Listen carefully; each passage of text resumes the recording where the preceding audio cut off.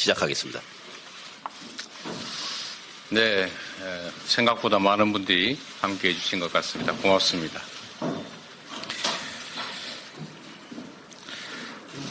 존경하는 국민 여러분, 그리고 당원 여러분, 제가 병실에 누워 있을 때 태안의 한 가족이 삶을 포기했습니다. 9살 딸 투병으로 인한 경제적 고통을 더 이상 감당할 수가 없었기 때문이라고 합니다. 저는 불의의 사고에도 많은 분들의 도움으로 무사히 살아 돌아왔습니다. 그러나 지금 이 순간에도 한숨 짓고 눈물 흘리면서 생사를 고민하는 분들이 계십니다. 이분들의 손을 누가 잡아주겠습니까? 이런 분들을 살리는 정치가 돼야 됩니다. 각자 도생으로 내몰아 죽이는 정치가 아니라 함께 사는 세상을 만들기 위해 정치가 제 역할을 해야 됩니다. 2024년 오늘 겹겹의 위기가 우리 국민의 삶을 위협하고 있습니다. 세계의 주목을 받던 대한민국 경제가 추락 중이고 때 아닌 전쟁 위기가 몰려오고 있습니다. 인구 감소로 국가 존속을 걱정해야 하고 아시아 제일로 평가받던 민주주의가 파괴되고 있습니다. 우리 대한민국이 민생, 전쟁, 저출생, 민주주의라는 측면에서 4대 위기에 처했습니다. 윤석열 정권의 독단과 무능으로 대한민국이 무너지고 있습니다. 경제 문제를 좀 보겠습니다. 우리 경제는 지난해 외부 충격도 없이 1%대 성장이라는 역대급의 위기를 겪었습니다. 지금도 그 침체는 지속 중입니다. 잃어버린 30년, 장기 침체 중인 일본에 마저 성장률을 역전당했습니다. 고물가 고금리에 한파까지 겹친 요즘 돈을 아끼느라 카공족들은 공공도서관으로, 어르신들은 구청 로비에서 시간을 보낸다고 합니다. 불황이 지속되면서 배달 음식에 껴온 음료까지 중고시장에 내다 파는 일이 성행합니다. 마른 수건 짜듯이 생활비를 아껴봐도 이자에 월세 감당이 벅찬 게 우리 국민들의 삶의 현실입니다. 윤석열 정부는 임기 초부터 지금까지 꾸준하게 초부자 감세를 추진해 왔습니다. 초부자 감세로 경제가 성장할 것이라면서 있지도 않은 이른바 낙수 효과를 내세웠지만 실제 현실은 어떻습니까? 성장은커녕 막대한 세수 결손만 초래하고 재정 부족에 따른 서민 지원 예산 삭감, R&D 예산 대규모 삭감을 불러왔습니다. 부동산 PF 문제, 폭발 직전에 이른 금융 위험도 대책을 찾지 못한 채 레고랜드 사태처럼 뒷북을 치거나 미루기만 하고 있습니다. 문제가 생겼을 때 신속한 대책을 마련하는 것이 정부의 역할 아니겠습니까? 그런데 해법은 없이 대통령이 경로했다 이런 얘기만 들려옵니다. 물가가 오르니까 기업의 팔을 비틀고 이자가 부담되니까 은행의 팔을 잡아당깁니다. 금감원장도 대출금리부터 취약자주 대책까지도 건건이 금융사 사장단 불러 모으는 게 일입니다. 제대로 하는 일이 없으니 제대로 되는 일이 있겠습니까? 민생은 고사 직전이고 경제는 심각한 침체입니다. 먹고 사는 문제를 등한시한 윤석열 정권 2년의 적나라한 성적표입니다. 이러다 정말 전쟁 나는 거 아닌가? 이런 국민들의 불안과 공포가 광범위하게 퍼져가고 있습니다. 갈루치 전 북핵 특사의 동북아 핵전쟁 발생 가능성 발언에 이어서 북한이 몇 달 안에 한국에 치명적 공격을 할 가능성이 있다는 미 정부 관계자의 전망까지 나왔습니다. 한반도 상황이 한국 전쟁 이래 최대 위기라는 그런 진단의 체감이 계속 높아집니다. 남북 관계가 쉬웠던 적은 한 번도 없었습니다만 국민이 전쟁을 걱정하는 이 상황은 분명 정상이 아닙니다. 윤석열 대통령이 취임 시에 밝힌 담대한 구상은 결국 온 국민의 머리 위에 놓인 거대한 시한폭탄으로 변해가고 있습니다.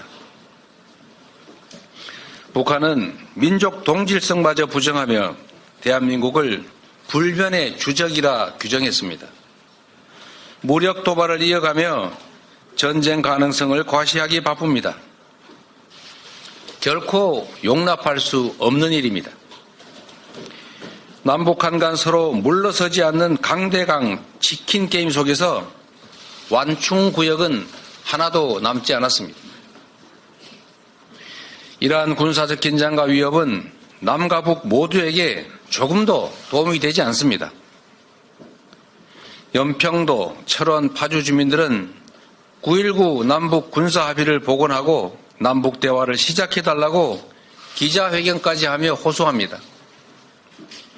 연평도에는 13년 만에 대피령이 내려졌고 주민들은 생존 위협에 시달리고 있습니다. 휴전선 부근 주민들은 민간단체의 대북전단 살포, 군의 무인 정찰기 가동 때문에 무력 충돌이 벌어지지 않을까 전전긍긍합니다. 한밤에 서울 동작대교에 12대의 장갑차와 무장병력이 등장해서 놀란 시민들이 신고하고 많은 분들이 가슴을 쓸어내렸습니다. 수백만이 죽고 전 국토가 초토화됐던 6.25 전쟁도 어느 날 갑자기 우연히 일어난 것이 아닙니다. 38선에서 크고 작은 군사 충돌이 누적된 결과였음을 결코 잊지 말아야 합니다. 평화를 구축하고 군사적 긴장을 완화하기 위한 노력을 절대 게을리해서는 안 됩니다. 전쟁 위험은 1000만분의 1이라도 결코 높여서는 안 됩니다. 만에 하나 북풍 사건, 총풍 사건처럼 정략적 이익을 위해서 국민 생명을 담보로 전쟁 게임을 시도하는 것이라면 당장 중단해야 합니다. 역사가 용서하지 않을 것입니다.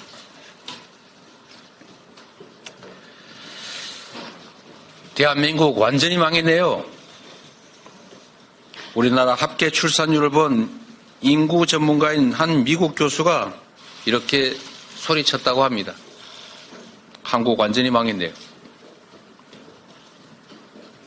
외면하고 싶던 그러나 가장 본질적인 우리 안의 위기가 전 세계에 고스란히 드러나는 순간이었습니다.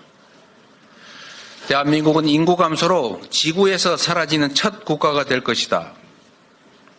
우리 사회의 인구 위기에 관한 암울한 예측입니다. 특단의 대책이 필요합니다. 2006년 이후 약 380조 원의 예산이 투입됐지만 대증요법만 남발된 결과가 됐습니다. 그러다 보니 그렇게 많은 예산을 쏟아붓고도 나아진 게 없다라는 비판만 넘쳐납니다. 지금 국가는 무엇을 하고 있습니까? 윤석열 정권은 노동시간 연장을 시도하고 노동자의 비극적 죽음을 부르는 위험한 노동 환경을 눈 감고 있습니다. 자산 소득의 양극화 그리고 경제 악화로 희망은 절망으로 변하고 있습니다. 희망이 사라지고 무한 경쟁만 남은 정글 사회에서 출생에 따른 부담이 오롯이 개인에게 지워져서 부모의 삶을 짓누르는 이런 사회에서 아이 낳을 염두가 나겠습니까? 아이를 낳으면 일자리가 위협받는데 부모의 조건에 따라 아이 미래가 다른데 아이 가질 생각을 쉽게 할 수 있겠습니까? 저출생은 우리 모두의 생존 문제이고 대한민국 국가 공동체의 존속이 달린 문제입니다. 절박한 심정으로 지금까지와는 완전히 근본적으로 다른 접근이 필요합니다. 대한민국의 주인은 국민인데 윤석열 정부는 국민을 거부합니다. 국회가 국민의 의지를 반영해서 통과시킨 법들은 압도적 국민의 의지와는 달리 대통령의 거부권에 저지됐습니다. 엄동설안에 오체투지하며 진상규명을 호소하는 이태원 유가족들의 간절한 바람은 끝내 외면당했습니다. 국민의 생명을 지켜주지도 못한 국가가 이제 국민 주권마저 부정한 것입니다. 윤석열 정권의 권력남용으로 법치주의와 삼권분립, 언론 자유와 시민 참여 같은 우리 사회를 지탱하던 기본적 시스템이 무너졌습니다. 윤석열 정부 2년 동안 법을 무력화하는 위헌적인 시행령 통치로 국회 입법권과 행정감시권은 무력화됐습니다. 대법원의 일제 강제징용 배상금 판결도 무시됐습니다. 행정부의 권한은 불균형적으로 강화되고 상권 분립은 위협받고 있습니다. 학교폭력 하나 걸러내지 못한 법무부 인사정보관리단은 인사참사를 반복했습니다. 상명하복에 익숙한 검찰 정권의 필연적 결과입니다. 국회 인사청문회는 번거로운 절차로 치부되고 정권의 국회 무시, 야당 무시는 급기야 헌법기관인 국회의원의 입을 틀어막고 사지를 들어 끌어내는 폭력으로 정점을 찍었습니다. 대통령과 특수관계인 검찰 출신이 정부는 물론이고 심지어 민간의 요직들을 사유화하고 독점하고 있습니다.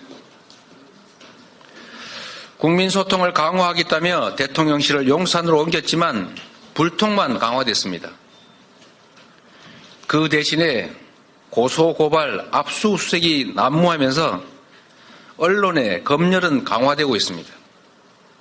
방송 장악을 위한 방통위, 방심위의 파행적 운영은 현재 진행형입니다. 국민 통합에 앞장서야 할 대통령이 국민을 편가르고 시대착오적인 이념 전쟁을 벌인 결과 우리 사회는 더 극심하게 양극단으로 치닫게 됐습니다. 윤석열 정부에 반대하는 모든 세력은 이권 카르텔로 매도되고 공산 전체주의를 맹종하는 반국가 세력이라고 낙인이 찍혔습니다. 홍범도 장군 흉상을 철거해서 독립운동가들을 폄훼했던 정부가 장병들 교제의 독도를 분쟁지역이라 기술하는 황당한 어이없는 일도 벌어졌습니다. 상상조차 할 수 없었던 정치인의 암살 테러가 가장 안전하다는 대한민국의 백주대낮에 벌어졌습니다. 정치와 민주주의의 기본인 대화와 타협, 공존과 존중은 실종됐습니다. 상생의 정치는 사라지고 상대를 제거하고 죽여버리겠다는 적대와 전쟁만 남았습니다.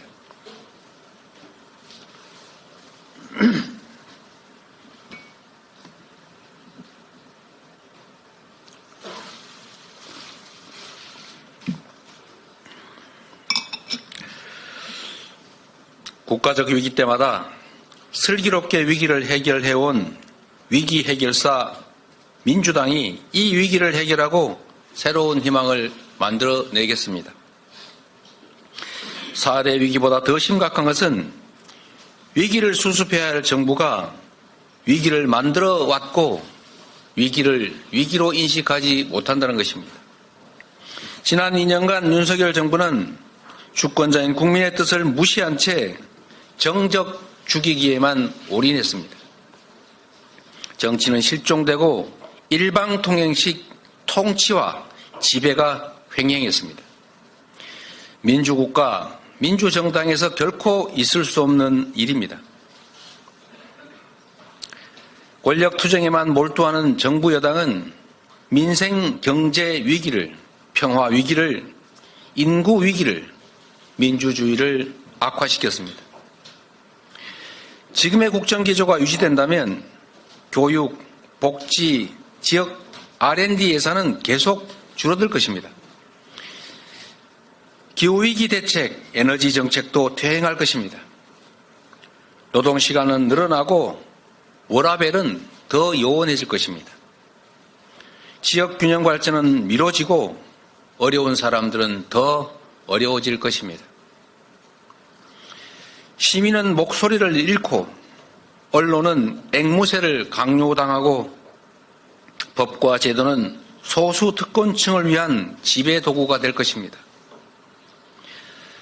과거사 오염수 유출에 완벽한 면죄부를 받은 일본은 이제 보통국가, 군사 대국이 돼서 당당하게 일본 땅 독도를 내놓으라고 우리를 겁박할 수도 있습니다.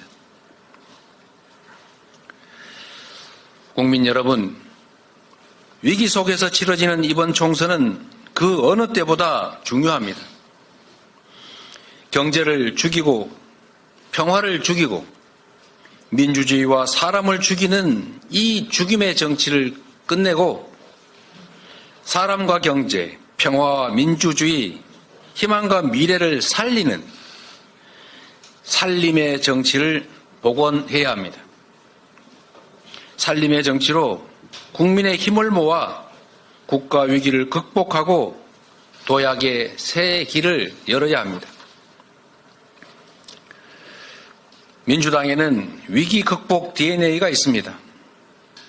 IMF 금융위기, 박근혜 탄핵 공백을 극복하고 코로나 위기를 모범적으로 이겨낸 더불어민주당이 무너지는 대한민국을 바로 세우겠습니다.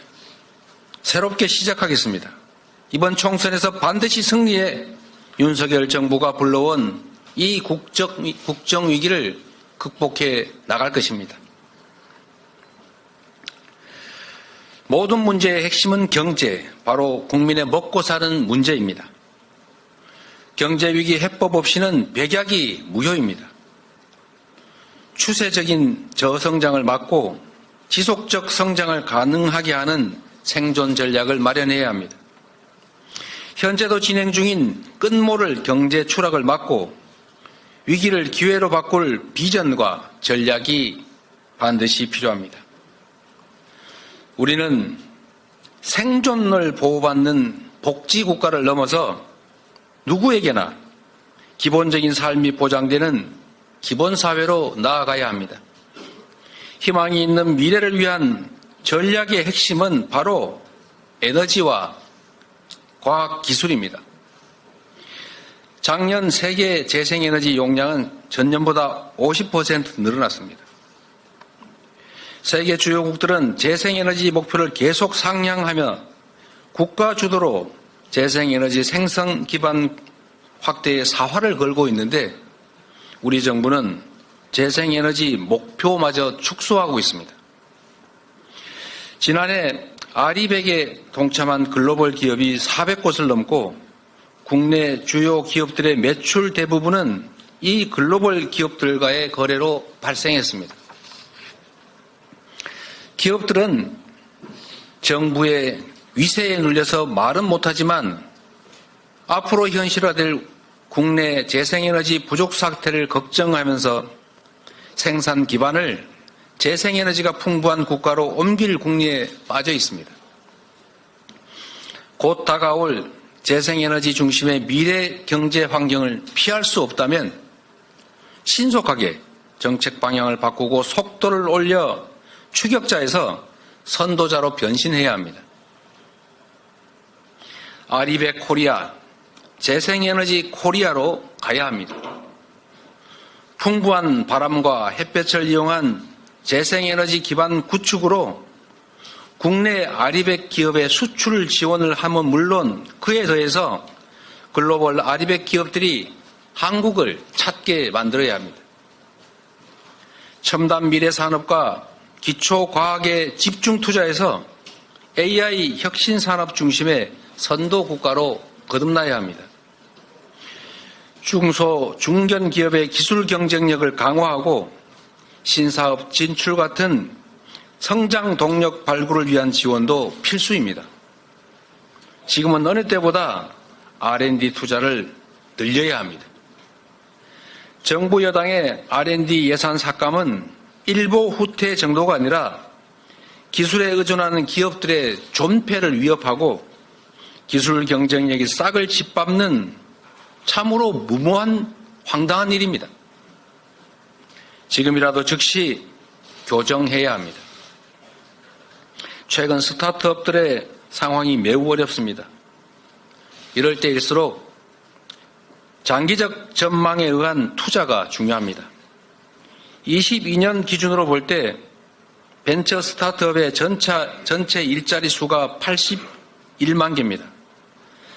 삼성, 현대차, SK, LG 등 이 4대 그룹의 전체 고용자가 75만 명인데 이보다 더 많다는 말입니다. 벤처 스타트업이 이미 우리 경제를 이끄는 주요 원동력이 된 만큼 벤처 투자 모태 펀드를 확대하고 금융기관의 벤처 투자 방식을 다양화해야 합니다. 스타트업들이 어려운 시기를 잘 넘길 수 있도록 튼튼한 방패막이가 돼줘야 합니다.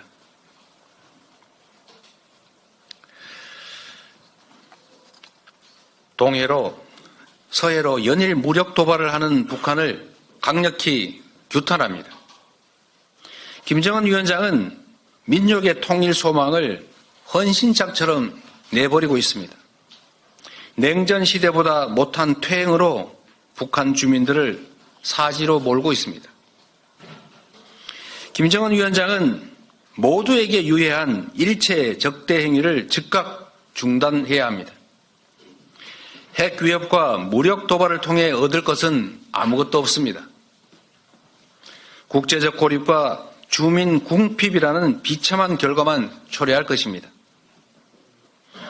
김정은 정권이 핵전쟁으로 남한을 위협하는 것은 평화 통일을 바라는 온결의 염원을 저버리는 일이자 민족 공멸의 길로 들어가는 것입니다. 북한은 하루빨리 대화의 길로 나와야 합니다. 한반도 운명의 당사자는 우리 자신입니다. 현재의 강대강 무력 대치가 상승작용을 일으켜 무력 충돌로 이어지는 것을 막는 것이 급선무입니다. 우리 정부는 우발 충돌이 전면전으로 확대되지 않도록 최선을 다해야 합니다. 윤석열 정부는 전쟁 방지, 평화의 핫라인부터 즉각 복원하십시오. 핫라인은 적대국 간에도 심지어 전쟁 중에도 존재합니다. 무고한 국민과 청년들이 피할 수 있는 불필요한 무력 충돌로 희생양이 되는 일은 결코 없어야 합니다. 한미동맹을 강화하고 서방과의 협력을 확대하면서도 여당의 노태우 정권이 열어왔고 민주당 정권이 확장한 북방 외교를 포기하면 안 됩니다. 동북아 교류 협력 확대, 한반도 주변의 평화 구축, 그리고 우리 경제 성장의 주요 발판 중 하나가 되었던 북방 외교 복원에 노력해야 합니다.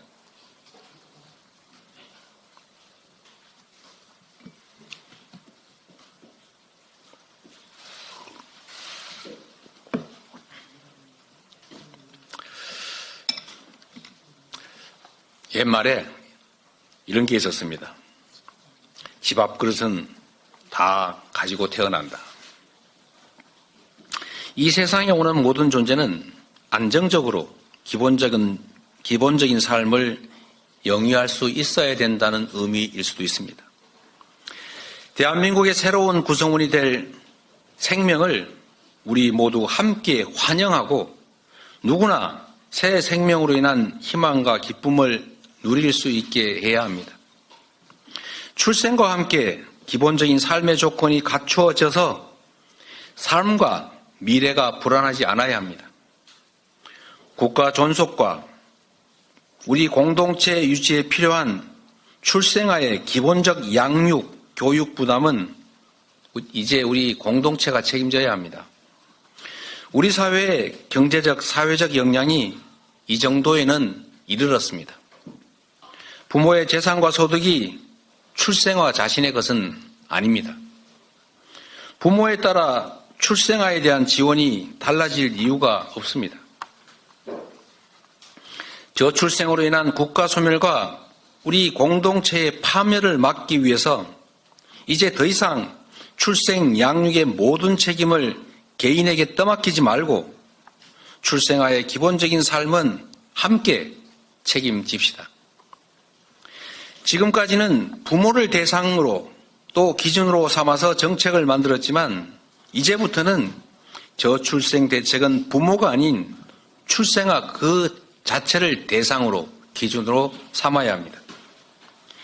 이미 여야, 보수, 진보 가릴 것 없이 출생아에 대한 보편 지원 정책이 전국에서 광범위하게 다양하게 시도 중입니다. 저와 민주당은 모든 정책적 경험과 역량을 걸고 저출생 문제에 도전하겠습니다. 민주당은 지난 18일에 패러다임을 전환하는 저출산 정책을 발표했습니다. 결혼, 출산, 양육을 망라하는 정책 패키지를 통해서 모든 출생아의 기초자산 형성을 국가가 직접 지원하고 주거지원 같은 출산과 돌봄에 대한 국가 책임을 강화하고자 했습니다. 여기에 더해 보편적 출생지원 원칙에 기초해서 분할 목돈 지원 방식을 포함하는 출생 기본소득을 제안합니다. 이미 시행 중인 아동수당이 그 맹하로 자리 잡고 있습니다. 필요하다면 대학 등록금을 포함한 교육비 일체에 대해서 과하다 싶을 정도의 보편 지원책도 만들어야 합니다. 초저출생 문제 해결은 우리 사회의 출생에 대한 인식과 관점의 대전환과 더불어 국민 모두가 이 문제의 주체가 될 것을 요구하고 있습니다.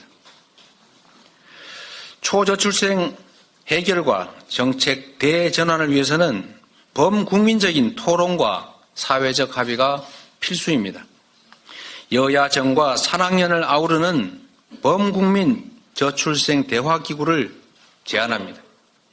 세계 최악의 저출생에 따른 인구 감소국 전환으로 국가 소멸이 우려되는 우리 대한민국은 세계 최초로 초저출생 해결을 위한 보편적 출생 지원, 출생 기본소득을 실험하고 도입할 정책적 지혜를 요구받고 있습니다.